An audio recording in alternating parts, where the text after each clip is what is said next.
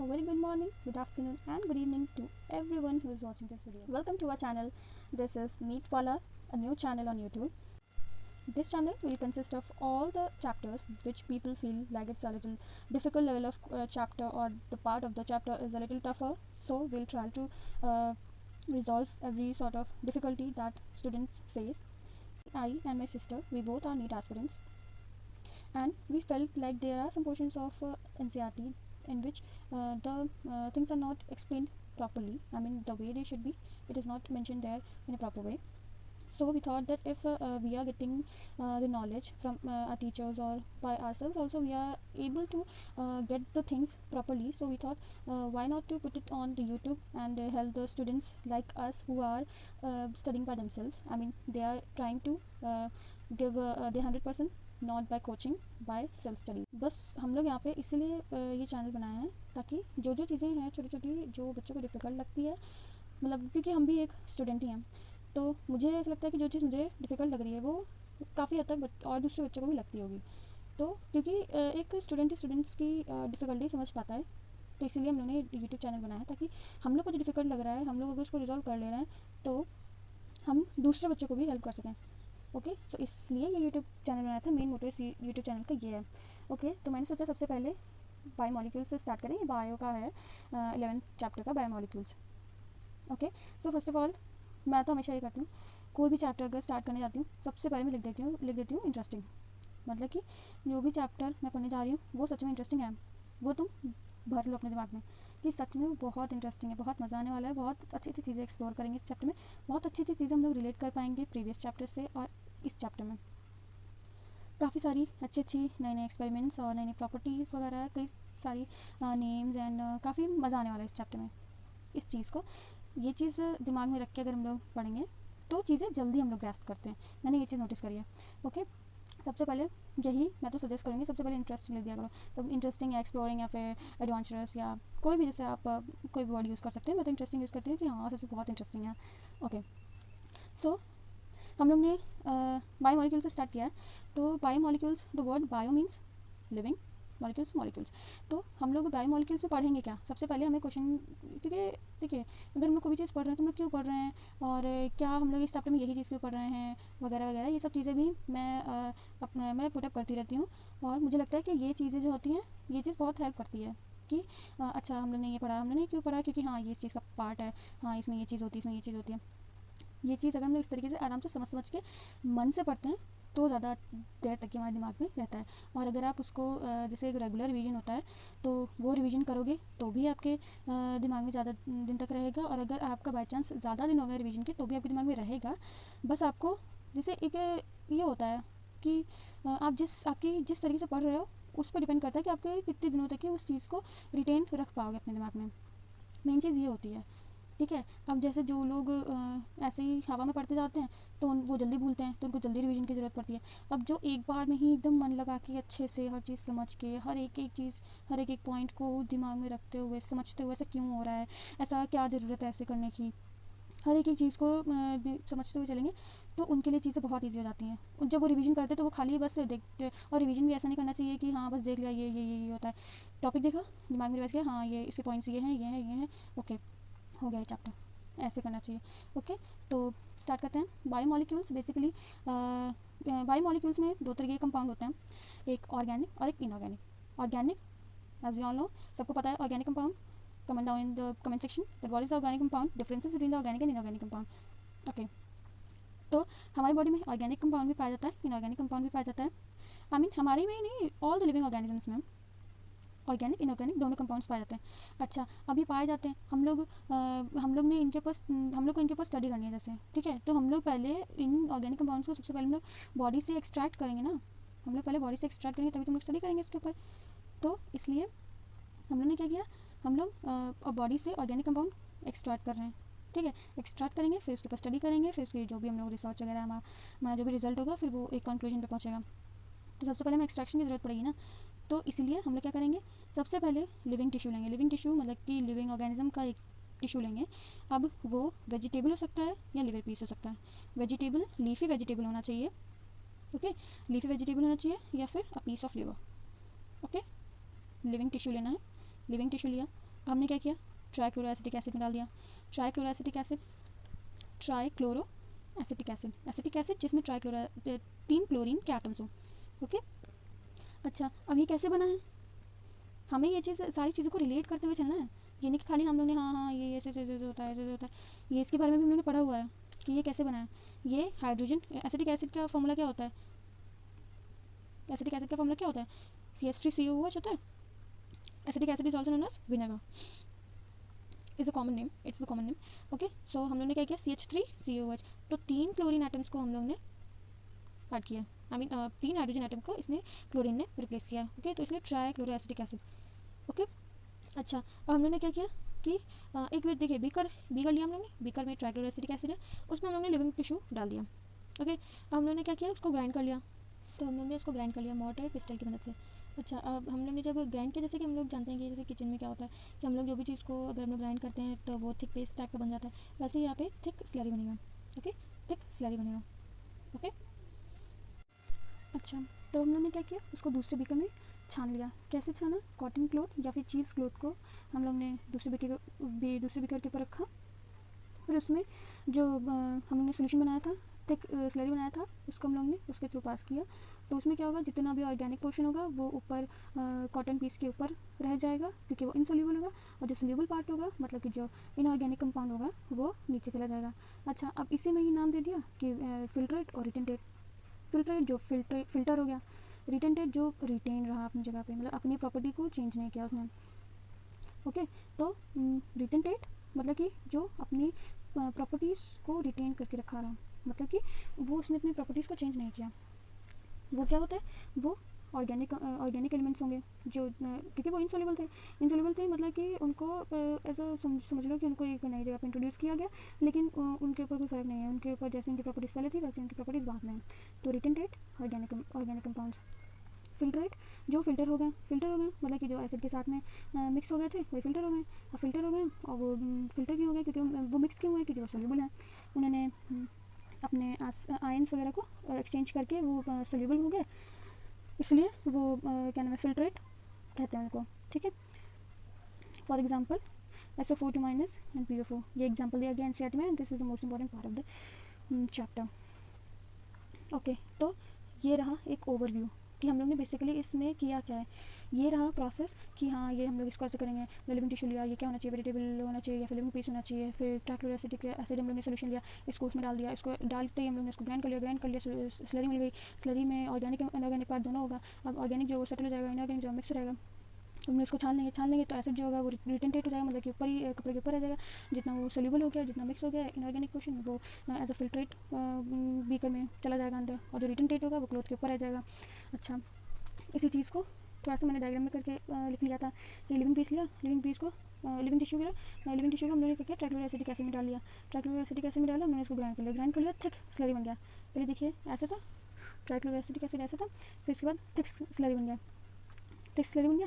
फिर हम लोगने इसको क्या किया, छान दिया, कॉटन और चीज़ क्लॉथ से छान दिया। कैसे छाना, ऐसे हम लोग ने दूसरे बीकर में, सेकंड बीकर में समझ लीजिए कि हम लोग ने कॉटन क्लॉथ या फिर चीज़ क्लॉथ को हम लोग ने ऐसे ऊपर रखा, ऊपर जो जितना भी ऑर्गेनिक जो इनसॉल्युबल था वो ऊपर आ गया, इनऑर्गेनिक नीचे, यहाँ पे पूरा इनऑर्गेनिक है और ट्राईक्लोरो एसिटिक एसिड दोनों प्रेजेंट है। अब क्योंकि हम क्या कर रहे थे, हम कर ही क्या रहे थे, हमने ये एक्सपेरिमेंट क्यों किया है, बेसिकली हम लोग ने ऑर्गेनिक कंपाउंड को एक्सट्रैक्ट करने के लिए किया है ना, वो तो हमें मिल गया, देखिए सारे के सारा ट्राईक्लोरो एसिटिक एसिड इसमें चला गया, जितना भी ऑर्गेनिक था वो भी इसमें मिक्स होकर चला गया, अब बचा क्या यहाँ पे, ऑर्गेनिक कंपाउंड बचा, वही हमें चाहिए था। अब इसी को हम लोग ने बोल दिया मैक्रोमोलिक्यूल्स।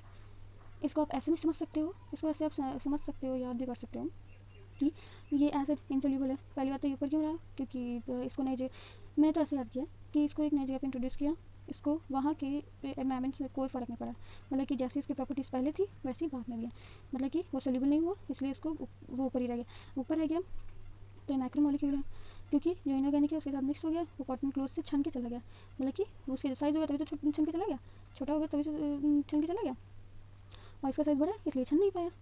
ठीक है, तो ये मैक्रोमोलिक्यूल जैसे कि proteins, nucleic acid, polysaccharide, lipids are the false macromolecules, this is to be taken in point very seriously. Lipid is a false macromolecule. इसके बारे में आप लोग आगे भी पढ़ोगे। लिपिड को फॉल्स माइक्रोमोलिक्यूल क्यों कहते हैं, इट्स जस्ट बिकॉज देखिए क्राइटेरिया ये रखा गया था कि मैक्रोमोलिक्यूल के जो साइज़ होना चाहिए वो 10,000 प्लस होना चाहिए, 10,000 डेल्टा डाल्टन प्लस होना चाहिए उसका साइज़। डाल्टन हम लोग साइज़ का जैसे यूनिट्स होती हैं, डाल्टन को हम लोग एज ए यूनिट यूज़ करते हैं। तो हम लोग ने ये रेफरेंस लिया था कि अगर वो 1000, ये तो 10,000 मेनली प्रोटीन के लिए कहा गया था कि 10,000 डाल्टन होता है प्रोटीन का साइज़, 10,000 प्लस होता है। लेकिन जितने भी टाइप के माइक्रोमोलिक्यूल्स हैं उनके लिए क्राइटेरिया रखा गया था कि 1000 डाल्टन से अगर 1000 डाल्टन या 1000 डाल्टन से ज़्यादा अगर साइज़ होगा माइक्रोमोलिक्यूल्स का, आई मीन मॉलिक्यूल्स का, तो वो मैक्रोमोलिक्यूल है, अगर उससे कम होगा तो माइक्रोमोलिक्यूल है। अच्छा, अब क्योंकि ये एक बेसिक जो बेसिस रखा गया है कैटेगराइज करने का, इस चीज़ पे लिपिड नहीं खरा उतरता है। लिपिड का जो साइज़ होता है वो 800 डाल्टन होता है, मतलब कि 1000 से कम होता है, 200 उसके पास कम है साइज़, ठीक है। तो इसलिए उसे माइक्रोमोलिक्यूल में आना चाहिए, क्योंकि इसका साइज़ जब हम लोग ने क्राइटेरिया रखा है कि 1000 डाल्टन होना चाहिए, उतना उसका साइज़ नहीं है, तो माइक्रोमोलिक्यूल्स में आना चाहिए। तो हम लोग उसको लिपिड को माइक्रोमोलिक्यूल्स में क्यों लेते हैं? उसको इसीलिए लेते हैं क्योंकि since lipid is acid insoluble, ध्यान से सुनिएगा, since lipid is acid insoluble, इसीलिए वो इन मैक्रोमोलिक्यूल्स के साथ में ऊपर रह जाता है। ओके, वो इन मैक्रोमोलिक्यूल्स के साथ में और जितने मैक्रोमोलिक्यूल्स हैं, protein, nucleic acid, polysaccharide, these 3 are the true macromolecules. Lipids होते हैं फॉल्स मैक्रोमोलिक्यूल्स, तो वो इनके साथ में ऊपर रह जरूर जाते हैं, लेकिन अगर उन कहा जाए कि क्या वो सच में मैक्रोमोलिक्यूल है, नो। ओके, वो एसिड इनसॉल्युबल होते हैं, इसीलिए वो नीचे नहीं जाते हैं, इसलिए वो ऊपर रह जाते हैं। तो बेसिकली हमें ऊपर मेनली क्या चीज़ें मिलती हैं? Protein, nucleic acid, polysaccharide, lipids. Okay, ये हो गया। Then all the organic compounds insoluble in acid rule used, मतलब कि हम लोग ने ये इसमें बेसिकली ये चीज़ हम लोग ने ये एक्सपेरिमेंट मतलब किस बेसिस पे किया है? हम लोग को ऑर्गेनिक कंपाउंड चाहिए था ना, तो हम लोग ने क्या किया कि ऑर्गेनिक कंपाउंड क्या होता है, वो एसिड में इनसॉल्युबल होता है, तो हम लोग ने इसी चीज़ को यूज़ कर लिया कि क्योंकि वो एसिड में इनऑर्गेनिक, आई मीन एसिड में इनसॉल्युबल होता है, तो इसी प्रॉपर्टी को यूज़ करके हम लोग ने ये वाला एसिड लिया, मिक्स किया, इससे ही फिर एक्सट्रैक्ट कर लिया, ठीक है। क्योंकि एक प्रॉपर्टी होती है किसकी? ऑर्गेनिक कंपाउंड की, कि वो एसिड में इनसॉल्युबल होता है। अब इनसॉल्युबल होता है तो हम लोग उसको एक्सट्रैक्ट कर लिया हम लोग ने पूरे प्रोसेस से। अच्छा, ये देखिए यहाँ पे ये चीज़ मैंने लिखी थी कि जो रिटेंटेड होता है, जो ऊपर होता है, मैक्रोमोलिक्यूल होता है, क्योंकि वो छन नहीं पाया। इसका जो साइज होता है 10,000 plus Dalton, mainly for protein, but for all the macromolecules it's 1000 Dalton. It's acid insoluble. Okay, now the filtrate जो नीचे पहुंच जाएगा, क्या क्या नीचे था? ट्राइक्लोराइड एसिड कैसे था? इनऑर्गेनिक कंपाउंड था। अच्छा, इनऑर्गेनिक कंपाउंड सॉल्युबल होगा, और अभी भी मैंने क्राइटेरिया बताया था differences between the macromolecules and the micromolecules, क्या था? 1000 डाल्टन होना चाहिए, 1000 डाल्टन से कम होना चाहिए। ओके, तो इनका अप्रॉक्सीमेटली 800 डाल्टन होना चाहिए, या फिर बेसिकली इनके 1000 डाल्टन से कम होना चाहिए, ये चीज़ एनसीईआरटी में लिखी है। Okay okay, so thousands of organic compounds found, मतलब बाद में मतलब काफ़ी सारे रिसर्चेस के बाद में ये पता चला कि इसमें तो ऑर्गेनिक कंपाउंड होता है, लेकिन इसमें बहुत सारे एलिमेंट्स होते हैं, इसमें फिल्ट्रेट में बहुत सारे एलिमेंट्स होते हैं। Okay, now let us move to the another part of chapter. Feeling interesting? Comment down in the comment section if yes. Okay, ये तो बात हो गई थी कि हम लोग ने ऑर्गेनिक कंपाउंड, ये हम लोग ने पहले डिवीजन कर लिया कि बायोमोलिक्यूल्स जो होते हैं ऑर्गेनिक होते हैं, इनऑर्गेनिक होते हैं। अच्छा, अब हम लोग ने ये कैसे पता चला कि ऑर्गेनिक है इनऑर्गेनिक है? हम लोग ने एक्सट्रैक्शन कैसे किया, किस प्रॉपर्टी को हम लोग ने यूज़ किया यहाँ पे? इस प्रॉपर्टी को यूज़ किया, सबसे पहली बात हम लोग ने इस प्रॉपर्टी को यूज़ किया कि ऑर्गेनिक कंपाउंड जो होता है वो एसिड में इनसॉल्युबल होता है। इस चीज़ को हम लोग ने यूज़ करके ये एक्सपेरिमेंट कर लिया। अच्छा, हम लोग ने एक्सपेरिमेंट ये किस लिए किया कि हम लोग ने ऑर्गेनिक कंपाउंड ले लिया, अब इसके ऊपर हम लोग स्टडी करेंगे। अब हम लोग क्या करने जा रहे हैं? अब हम लोग इनऑर्गेनिक का लेने जा रहे हैं, इनऑर्गेनिक कंपाउंड को एक्सट्रैक्ट करने जा रहे हैं। हम लोग ने क्या किया? सबसे पहले हमने क्या किया? लिविंग टिश्यू लिया। लिविंग टिश्यू वही लीफ या लिवा, मतलब लीफ, मतलब हम लोगों ने क्या किया? वहाँ पे वेजिटेबल क्या था? वहाँ पे भी लीफी वेजिटेबल लेना है, मैंने पहले भी मेंशन बोला हुआ है कि लीफी वेजिटेबल लेंगे और लिवर पीस लेना है, इसमें वही चीज़ लेनी है। पहले हम लोग ने उसका वेट किया, पहले हम लोग ने ऐसे ही नॉर्मल टिश्यू लिया, उसका वेट कर लिया, हमने उसको ड्राई किया, फिर उसका वेट कर लिया। पहले हम लोग ने मतलब नॉर्मल टिश्यू लिया, उसमें मॉइस्चर वगैरह जैसा वो नेचुरल था वैसे हम लोग ने उसको वेट कर लिया, दैट इज़ वेट वेट। उसके बाद हम लोग ने जो टिश्यू था उसको ड्राई करके लिया, फिर ड्राई वेट। तीसरी बार में हम लोगों ने क्या किया? उसको जला दिया। जो ड्राई वेट हम लोगने जिसका ले लिया था, मतलब कि जो टिश्यू जो ड्राई कर लिया था, सुखा दिया था, जब हमने उसको सुखा दिया था उसके बाद जो उसके अंदर जितना मॉइस्चर था वो उड़ गया। अब हम लोगों ने ड्राई कर हीट कर दिया। तो ये एक इम्पॉर्टेंट प्रॉपर्टी यूज़ की गई है यहाँ पे कि हीट करने पे ऑर्गेनिक कंपाउंड कोई भी ऑर्गेनिक कंपाउंड हो वो सारे के सारे CO2 H2O में कन्वर्ट हो जाते हैं। यही पता होगा आपको। जितने भी ऑर्गेनिक कंपाउंड होते हैं चाहे कोई भी हो, ethane, butane, pentane, any type of organic compound, they all will form CO2 and H2O on heating. Okay, so हम लोगों ने क्या किया, जो हमारे पास ड्राई टिश्यू था उसको उन्होंने गर्म कर लिया, CO2 H2O निकल गया, जितना भी ऑर्गेनिक पोर्शन था निकल गया, कार्बन, हाइड्रोजन, ऑक्सीजन सब निकल गया। तो जितना भी ऑर्गेनिक पार्ट था वो तो सारा निकल गया। अब बचा क्या, अब वही बचा, तो हमें चाहिए ऐश बचा क्या, ऐश। ऐश क्या है, ऑर्गेनिक कंपाउंड, क्योंकि सारा का सारा कार्बन, हाइड्रोजन वगैरह तो उड़ गया, बचा क्या, ऐश। ऐश ये मैंने अपने आप समझने के लिए नहीं लिखा है, ये एनसीईआरटी पे छोटा सा रोचाई टाइप का बना लिया। पहले मैंने क्या किया, टिश्यू को वेट किया, वेट हुआ, उसको मैंने क्या कहा, वेट। ड्राई करने के बाद H2 चला गया। हम लोग ने चाहे हवा से करा हो चाहे किसी भी चीज़ से ड्राई किया, मैंने उसको सुखा दिया, फिर वो ड्राई वेट हो गया। फिर मैंने उससे क्या किया, हीट कर दिया, CO2 और H2 बन गया, आई मीन CO2 H2 निकल गया, इवेपोरेट हो गया। बचा क्या, ऐश। ऐश क्या है, इनऑर्गेनिक कंपाउंड, इनऑर्गेनिक एलिमेंट्स होंगे। इसमें बेसिक प्रॉपर्टी क्या यूज़ करी गई है, मतलब बेसिक क्या फीचर यूज़ किया गया है, इसमें भी ऑर्गेनिक का ही फीचर एक यूज़ किया गया है कि वो जितने भी ऑर्गेनिक कंपाउंड होते हैं उनको हीट करने पर CO2 और H2O बनता है। इस एक चीज़ को यूज़ करके हम लोग ने ये पूरा एक्सपेरिमेंट डिज़ाइन किया है। तो ऑर्गेनिक कंपाउंड को एक्सट्रैक्ट करने के लिए कौन सी प्रॉपर्टी यूज़ करी गई थी, ऑर्गेनिक की यूज़ करी गई थी। कौन सी, कि वो एसिड में इंसोल्यूबल होता है। इसी चीज़ का हम लोग ने फ़ायदा लेके पूरा एक्सपेरिमेंट डिज़ाइन कर दिया। इनऑर्गेनिक में क्या किया कि इसमें भी हम लोग ने ऑर्गेनिक का ही एक प्रॉपर्टी यूज़ किया गया है कि वो CO2 और H2O फॉर्म करता है कब, जब उसको हीट कर दें। चाहे कोई भी ऑर्गेनिक कंपाउंड, कोई भी, कितने भी कार्बन हो, कितना भी हाइड्रोजन, पूरा CO2 and H2O बन के निकल जाएगा। Okay, this was our first video which I was planning on of making for many days. So yeah, here it is. The next part of this chapter will be explained to you in the next video. Okay, so if you like this video, please do hit the like button and please support us, because मैं खुद एक NEET aspirant हूँ and I found like मुझे जो चीज़, मैं जिन चीज़ों को अच्छे से समझ सकती हूँ, जिन चीज़ों को मुझे ऐसा लगता है कि जो मुझे लग रहा है डिफ़िकल्ट वो शायद और सबको भी लग रहा होगा डिफ़िकल्ट, तो मैंने सोचा क्यों ना मैं जो भी चीज़ें, मैं जिस तरीके से अपने लिए चीज़ों को ईजी बना रही हूँ, मैं वैसे ही वो चीज़ यूट्यूब पे ये ऐसे कंटेंट डालूँ, ताकि मेरी तरह और जितने भी लोग हैं जो सेल्फ स्टडी से नीट क्लियर करना चाहते हैं या फिर जो कोचिंग्स ले रहे हैं फिर भी मतलब उन्हें कोई प्रॉब्लम आ रही है समझने में, तो मे बी मेरे इस एफर्ट से शायद वो अपने प्रॉब्लम्स को रिजॉल्व कर पाएंगे।